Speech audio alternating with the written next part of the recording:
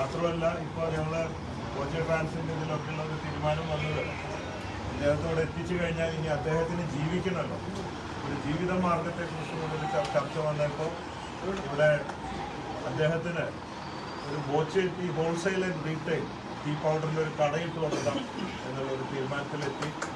അതിന് ഫണ്ട് കണ്ടെത്താൻ already Boche tea lucky draw ticket challenge already declare ചെയ്ത് വെച്ചിരുന്നു 2 ദിവസം മുമ്പ്.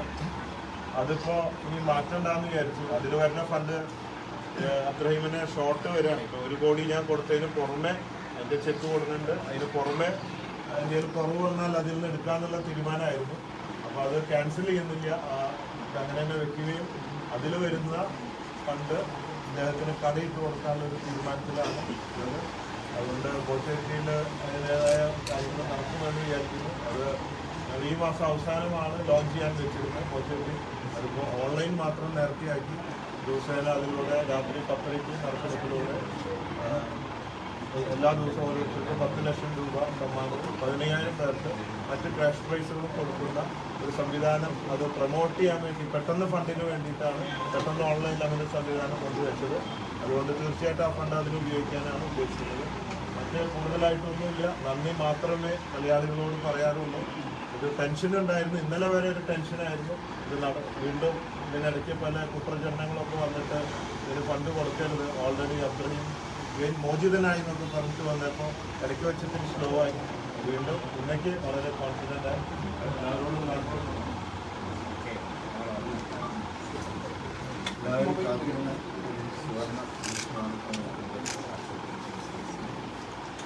അബ്ദുറഹീമിൻ്റെ മോചനം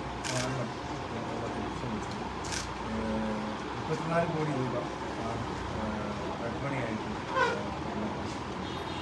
അതൊരു ചാലഞ്ചായിട്ട് തന്നെ അദ്ദേഹത്തിൻ്റെ സൗദിയിലെ റിയാദിലെ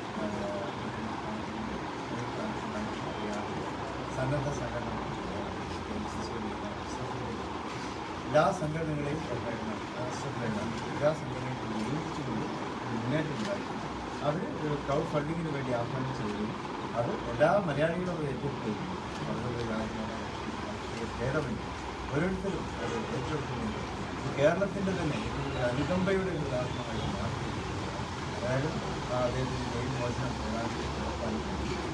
അദ്ദേഹത്തിൻ്റെ മുമ്പായി കാണാൻ മാറ്റിയല്ല. പതിറ്റാണ്ടുകളോളം ജയിലിൽ കഴിഞ്ഞ ഒരു വ്യക്തിയാണ്. അദ്ദേഹത്തിൻ്റെ ജന്മനാട്ടിലേക്ക് എല്ലാവരും നന്ദി പ്രകടിപ്പിക്കുകയാണ് ഈ അവസരത്തിൽ വേണ്ടത്.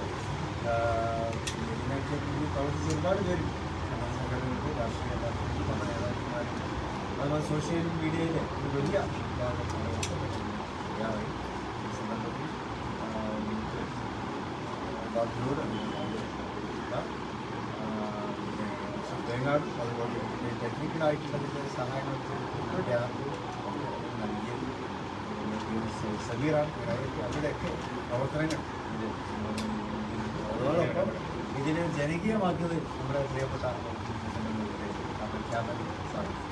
അദ്ദേഹം കേരളം മുഴുവൻ ഇതിനുവേണ്ടി ആഹ്വാനം സോഷ്യൽ മീഡിയ വഴിയും അല്ലാതെ ഓൺലൈനായും ഓഫ്ലൈനായും ഇതിനൊക്കെ വിജയിപ്പിക്കുന്നതിൽ അദ്ദേഹത്തിൻ്റെ സാന്നിധ്യം അതിൻ്റെ നിശ്ചയത്തോടെയുള്ള നിശ്ചയദാർഢ്യത്തോടെയുള്ള ആ പ്രവർത്തനം സാധിക്കുന്നത് പ്രത്യേകിച്ച് ഇതാണ് യഥാർത്ഥത്തിലുള്ള റിയൽ കേരള സ്റ്റോറി. ഇതാണ് എല്ലാവരുടെയും കണ്ണു തുറക്കുന്ന മനസ്സ് സമാധാനിപ്പിക്കുന്ന കണ്ണു നിറക്കുന്ന ഒരു സ്റ്റോറിയാണ് വാസ്തവത്തിൽ അബ്ദുറഹീമിൻ്റെ. ഈ ലക്ഷ്യം വേളയിൽ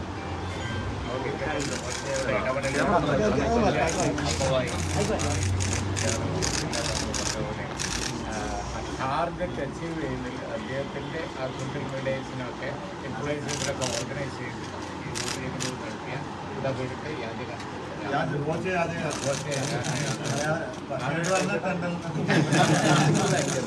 അത് വളരെയധികം അതിനെ സംഖ്യ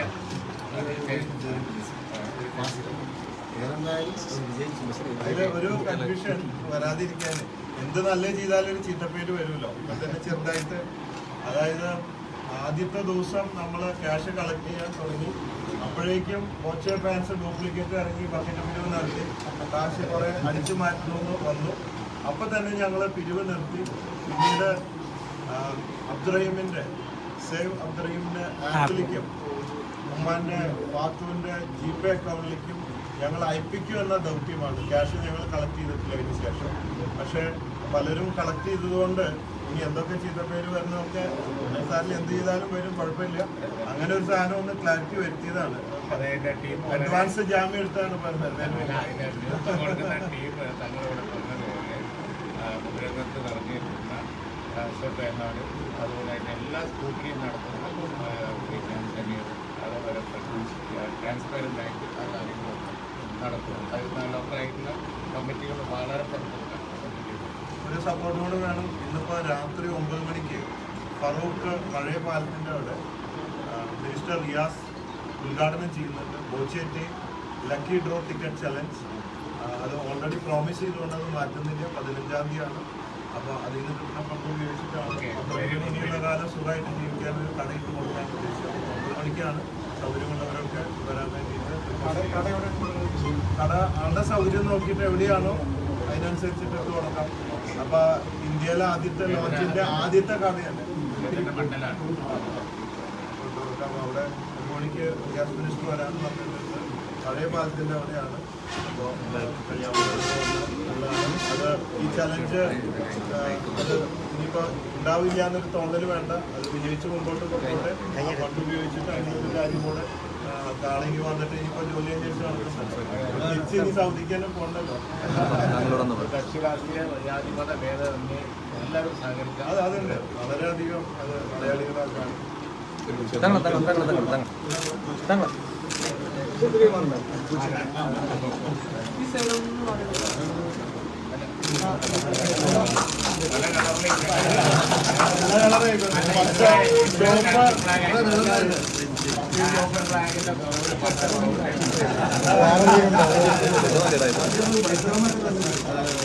അതെ അതെ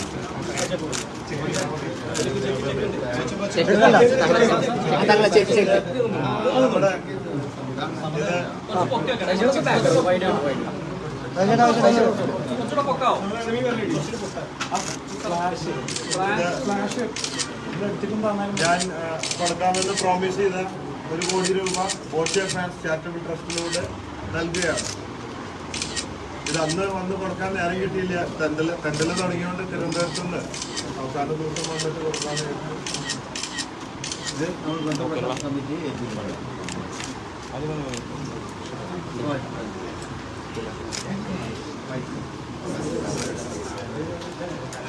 ഞങ്ങൾ പറഞ്ഞത് ആ സമയം